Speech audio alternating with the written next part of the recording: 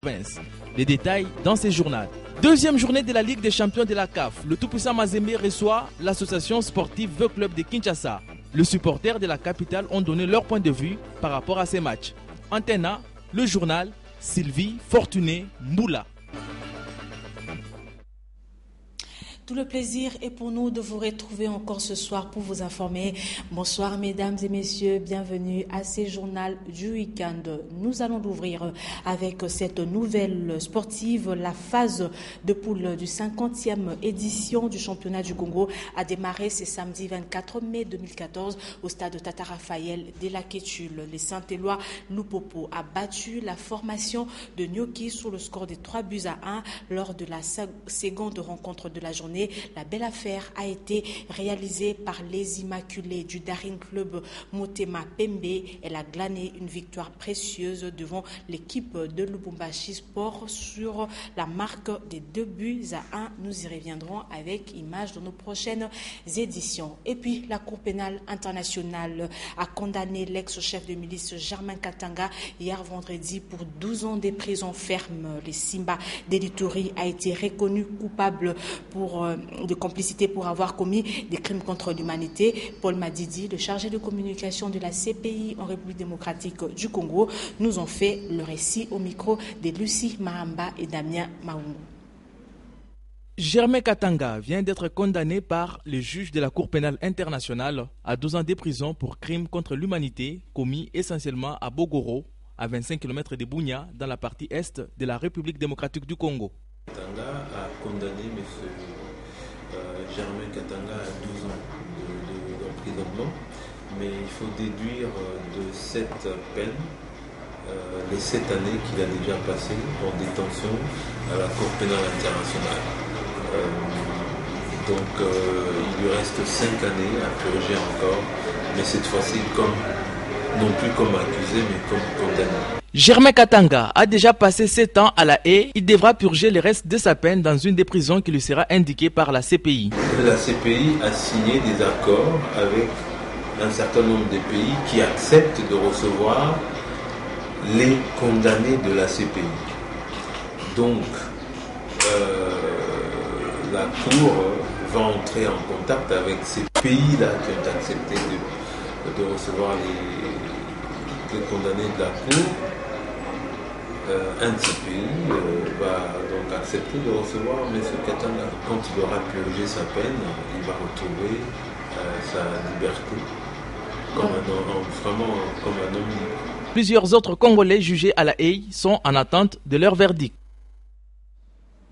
Dans Momat a donc rendu ses reportages. Jean-Louis Miasekama, comme chaque samedi, vous propose sa rubrique phrase de la semaine. Il vous emmène à la suite de visiteurs du vendredi 23 mai 2014 à la primature. Suivez.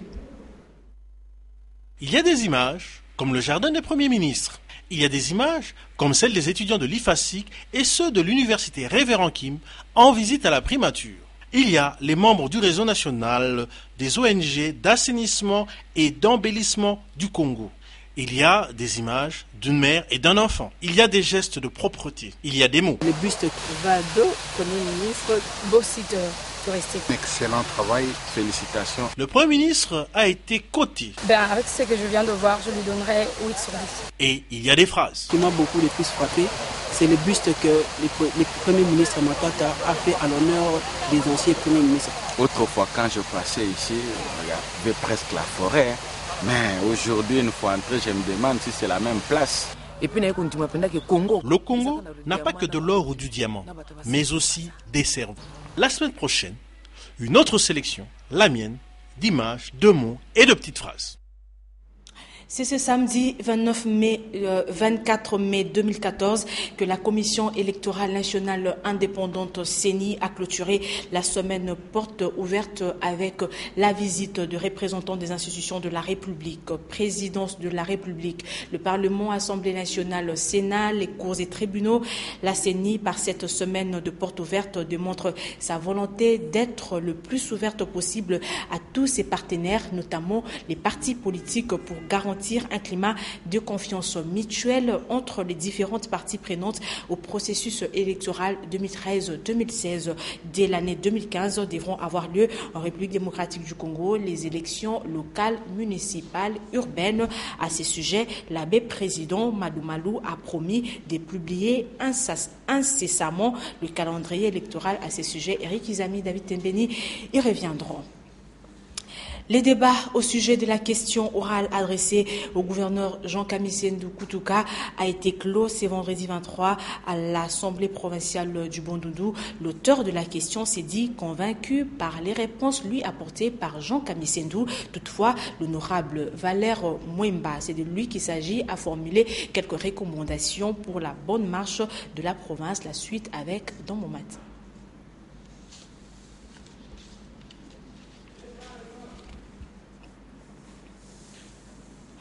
Je disais que le débat au sujet de la question orale adressée au gouverneur Jean Kamisendou Kutuka a été clos ce vendredi 23 mai à l'Assemblée provinciale du Bandundu. L'auteur de la question s'est dit convaincu par les réponses lui apportées par Jean Kamisendou. Toutefois, l'honorable Valère Mwemba a formulé quelques recommandations pour la bonne marche de la province. Les détails avec Don Momat.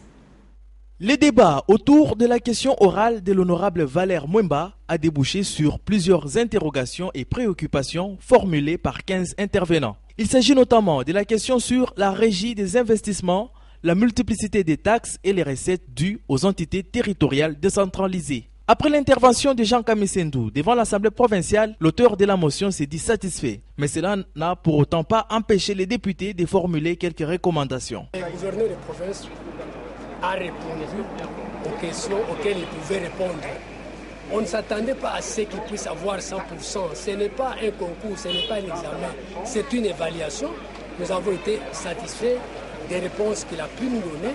Et là où il n'a pas bien répondu, nous avons fait des recommandations pour qu'il puisse s'amender.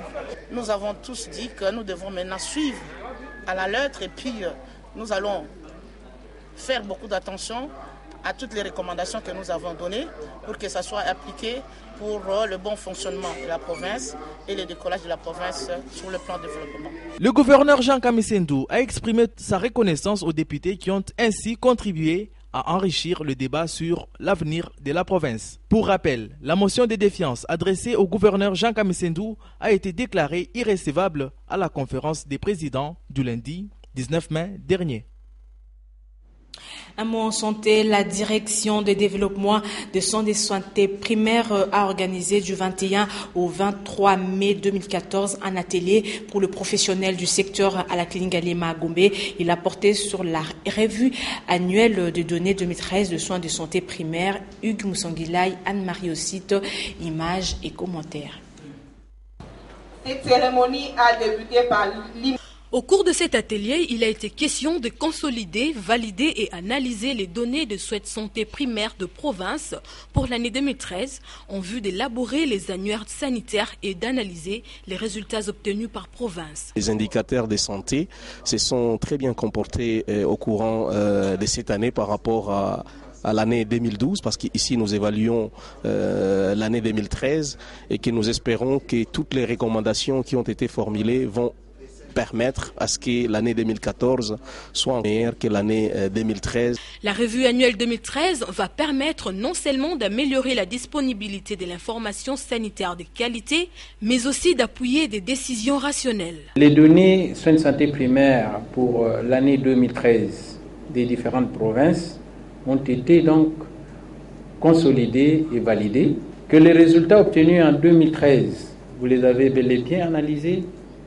et que la méthodologie pour l'organisation des revues dans les provinces et dans les zones de santé a été adoptée et devra être validée dans les tout prochains jours. Par ailleurs, une série de recommandations a été formulée pour une meilleure gestion de l'information sanitaire. Poursuivre l'implémentation du cadre normatif SNIS avec les nouveaux logiciels dans les provinces. Poursuivre les plaidoyers auprès du gouvernement et des partenaires pour les financements des activités SNIS, DHS2 à tous les niveaux de la pyramide sanitaire. Organiser la formation accélérée en DHS2 des deux cadres de 22 provinces qui ne débute pas cette année avec les nouveaux logiciels afin de permettre l'encodage et la disponibilité de toutes les données sur l'ensemble du pays en cette première année. Il faut dire qu'un prix de reconnaissance a été décerné à l'infirmière titulaire de Moueka. Nous avons un invité dans ce journal, il s'agit de M. Eric Moutoumbe, il est le manager général de PBC SAR, le Platinum Blessing Center, c'est ça? C'est ça, madame. De quoi s'agit-il? Platinum Blessing Center, c'est une société multisectorielle qui évolue à Kinshasa depuis 2 ans déjà et qui est en train d'offrir aux Congolais plusieurs services, notamment la couverture médicale, le VAS et tant d'autres services que nous offrons, madame. Quel service offrez-vous concrètement? Concrètement, nous sommes dans l'assurance maladie. Nous assurons les personnes, dont les Congolais, en soins de santé. Nous sommes partenaires de plusieurs hôpitaux de la place qui répondent aux normes internationales ici à Kinshasa. Et nous offrons l'assurance maladie, nous offrons le service à valeur ajoutée lié à la télévision, tout comme lié à la télécommunication en RDC. Nous sommes aussi dans divers autres services que nous offrons. Ouais. Qu'est-ce qu'il faut faire, les conditions pour bénéficier de vos services? Voilà, les conditions pour bénéficier à l'assurance maladie, premièrement, c'est s'enregistrer chez nous. Okay? Quelqu'un peut nous contacter par téléphone, tout comme quelqu'un peut descendre directement à nos bureaux, prendre sa fiche d'abonnement et payer son abonnement. Nous avons 3 abonnements chez nous pour bénéficier de l'assurance maladie dans des hôpitaux qui répondent aux normes internationales. Premièrement, nous avons l'abonnement Ivoire, où quelqu'un s'abonne avec simplement $20 et dans ce $20, vous avez droit à la consultation d'un médecin, vous avez droit aux soins de santé, donc l'hospitalisation, le médicament et même l'hospitalisation, juste dans $20. Et nous prenons en charge papa, maman et 4 enfants jusqu'à 24 ans. Voilà. Et nous pouvons savoir avec quels hôpitaux vous travaillez ici? Voilà, sur place, nous sommes avec 4 hôpitaux qui sont déjà nos alliés, nos partenaires. Nous sommes avec Clinique Dor Center qui est sur Kabinda. Nous sommes avec Clinique Ngaliema, nous sommes avec Ngaliema Center et bientôt avec Mutombo Dikembe Mongala. Voilà. Et c'est fonctionnel? C'est fonctionnel. PBC, c'est fonctionnel? Fonctionnel, oui.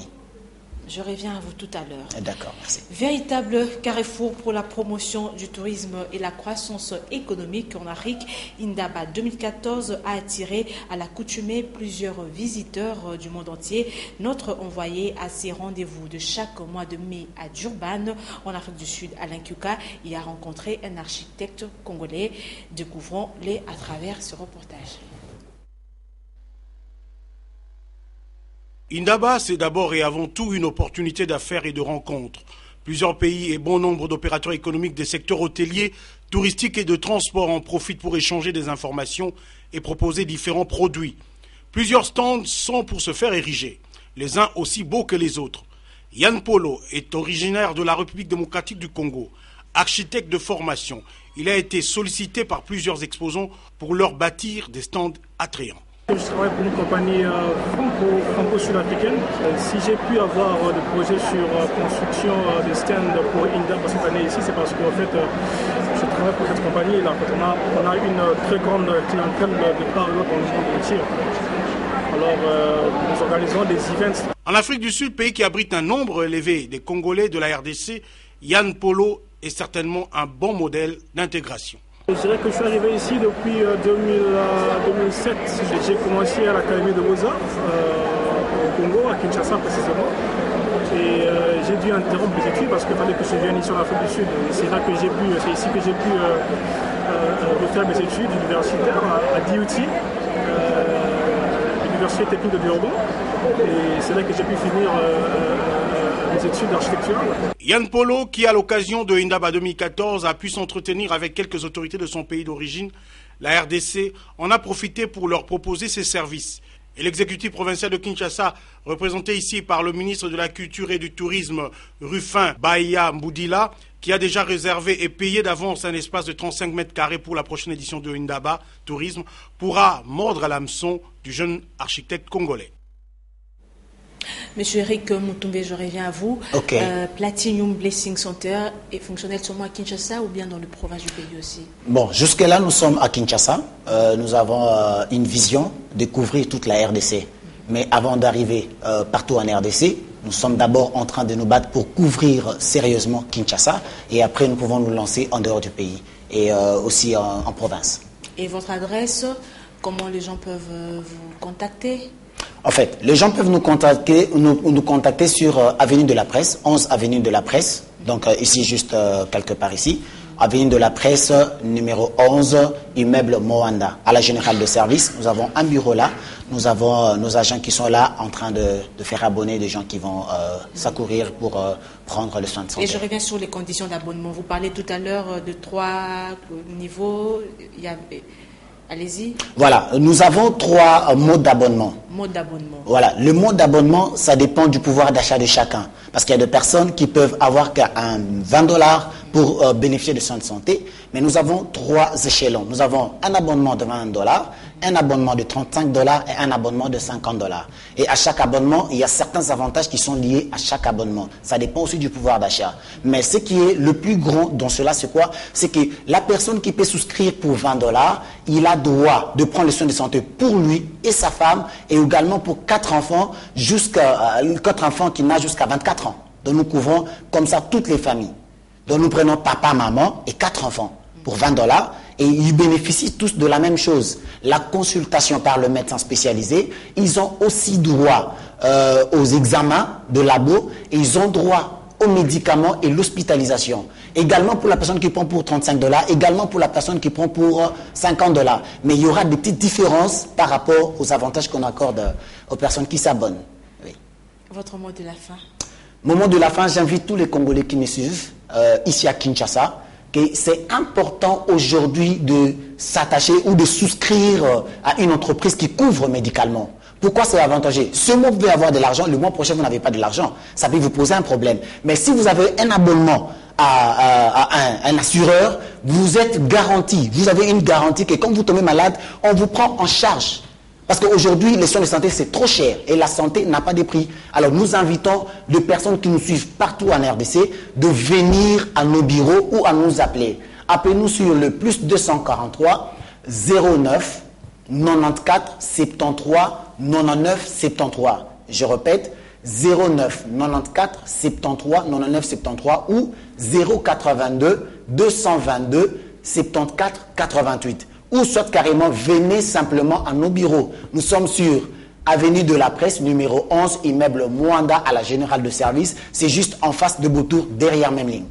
Merci, monsieur Eric Mutombe. Je répète que vous êtes manager général des Platinum Blessing Center. Merci d'être venu. Je vous remercie, madame. Merci encore.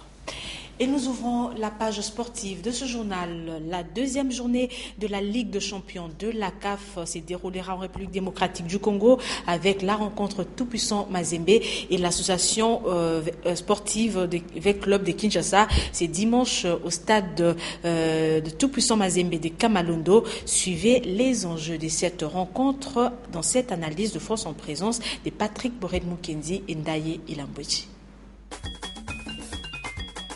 Le week-end s'annonce explosif avec l'acte 3 du choc de la deuxième journée de la phase des poules de la Ligue des champions d'Afrique opposant les deux éternels rivales clubs congolais, à savoir le tout-puissant Mazembe Ankabert de Lubumbashi et l'association sportive des clubs de Kinshasa.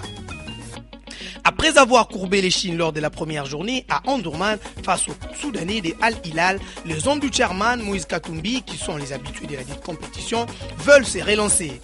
Mais les protégés du général Amissi Kumbadi Tangofor, requinqués par la précieuse victoire arrachée à domicile devant les Kérotes du Zamalek, un succès qui a permis aux hommes de Florent Ibenge de briser les liens d'échec qui les liaient avec leur homologue égyptien. Tiennent Mordicus à faire un bon résultat au Katanga. Si on veut aller loin, nous devons bien négocier notre second match qui sera aussi difficile devant notre public. Pour sortir vainqueur de cette rencontre, nous devons faire vivre les ballons, axiomatise le coach des Corbeaux, Patrice Carteron. Maintenant, nous sommes tournés vers Kamalondo et notre match contre Mazembe, il est impératif que l'on ramène au moins un point dans notre JBCR, Dixit Florent Ibenge. Les Banambongo et les Badiangwena, ce sont les deux formations congolaises qui cherchent à avoir la maîtrise du cuir, d'imposer leurs griffes, de dicter leur tempo dans un classico et de prendre de bonnes initiatives. Mais avec les statistiques de 2014, il sera impossible d'oublier les 4-1 des Mazembe contre Vita Club du 23 avril. Une rencontre synonyme d'apothéose du toc, de passes dans le petit périmètre, 1-2, ballon dans les intervalles et 4 buts à la clé. En résumé, le beau jeu. C'est en effet 2 chocs en stock, 100% RD congolais et 100% tunisien qui va animer le groupe A et B. Et puis les amateurs du ballon rond ont réagi à propos de la rencontre de demain entre le tout-puissant Mazembe et l'association sportive Club. Ils sont au micro d'Endai Ilambwechi et Josiane Belebele. Par rapport à moi, c'est un classico Mazembe Club. Ce que j'aurais appelé les supporters des Mazembe d'avoir le fair play. Ils doivent savoir que dans le football, il y a 3 résultats. On a le match nul, soit on a gagné, soit on a perdu. En tant que Veclibien, j'accorde beaucoup de chance à mon équipe Veclem de nous ramener les points ici. Ils ne peuvent pas nous ramener les 3 points, mais du moins qu'on ait au moins un seul point. Oui, moi c'est Célestin Junior, je suis derrière Mazembe. Le résultat est déjà connu, Mazembe va gagner, c'est simple. 2-0, c'est facile aussi. Oui, vous savez, c'est le même pays qui joue. Hein. Il n'y a pas à contester ou à se débattre là-dessus. C'est le Congolais. On doit suivre le match dans le calme, tout en sachant que nous sommes le Congolais aussi. Hein. Il n'y a pas à contester l'un ou l'autre. Oui.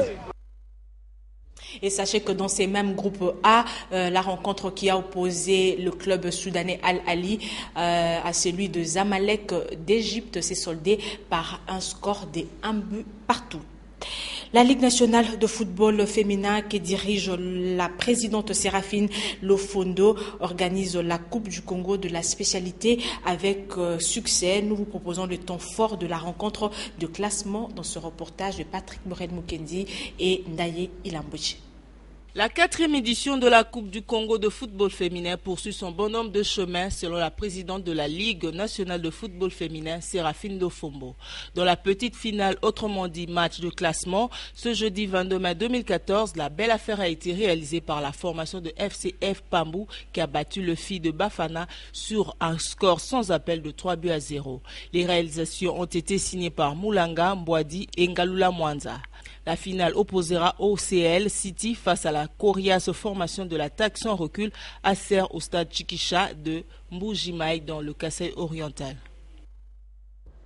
Et nous terminons avec cette nouvelle, je vous le disais, c'est sous la pluie qu'a démarré la phase de poule de la 50e édition du championnat du Congo au stade Tata Raphaël de la Quétule. Les Saint-Éloi Lupopo a battu la formation des Noki sur le score de 3-1 lors de la seconde rencontre de la journée. La belle affaire a été réalisée par les Immaculés du Daring Club Motema Pembe. Elle a glané une précieuse victoire devant l'équipe de Lubumbashi Sport sur la marque des 2-1. Ndaye Ilambwechi, il reviendra dans nos prochaines éditions. C'est la fin de ce journal.